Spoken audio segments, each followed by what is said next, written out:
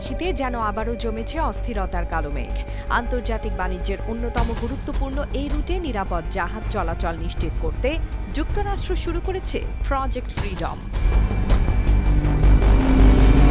মার্কিন central command জানায় এই অভিযানে যুক্ত থাকবে গাইডেড মিসাইল ডেস্ট্রয়ার, শতাধিক আকাশ ও সমুদ্রভিত্তিক বিমান, বহুমাত্রিক ড্রোন প্ল্যাটফর্ম এবং প্রায় 15,000 সেনা সদস্য। কিন্তু এই উদ্যোগই নতুন করে বাড়িয়ে দিয়েছে উত্তেজনা। যুক্তরাষ্ট্র যখন হরমুজের সরাসরি হস্তক্ষেপ বাড়াচ্ছে, তখন ইরান স্পষ্ট হুঁশিয়ারি দিয়েছে যে কোনো মার্কিন পদক্ষেপের কঠোর জবাব দেয়া হবে।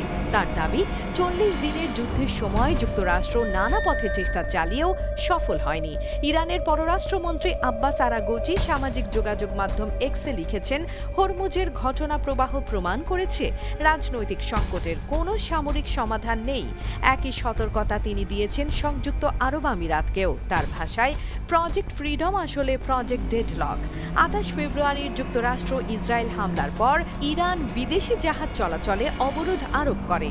এর জবাবে 13 এপ্রিল যুক্তরাষ্ট্র ইরানি বন্দর ব্যবহারের ওপর পাল্টা অবরোধ দেয়। এরপরই ট্রাম্প ঘোষণা দেন উপসাগরে আটকে থাকা বিভিন্ন দেশের জাহাজকে হরমুজ প্রণালী দিয়ে বের করে আনতে শুরু হবে প্রজেক্ট ফ্রিডম। সোমবার সকাল থেকে মার্কিন সেনাবাহিনী এই অভিযান চালু করেছে। হরমুজ প্রণালীর এই টানটান পরিস্থিতি এখন শুধু দুই দেশের নয়, বৈশ্বিক বাণিজ্য ও নিরাপত্তার উপরও গভীর প্রভাব ফেলছে। আন্তর্জাতিক অঙ্গন তাই নজর রাখছে প্রতিটি পদক্ষেপে। AB news desk report.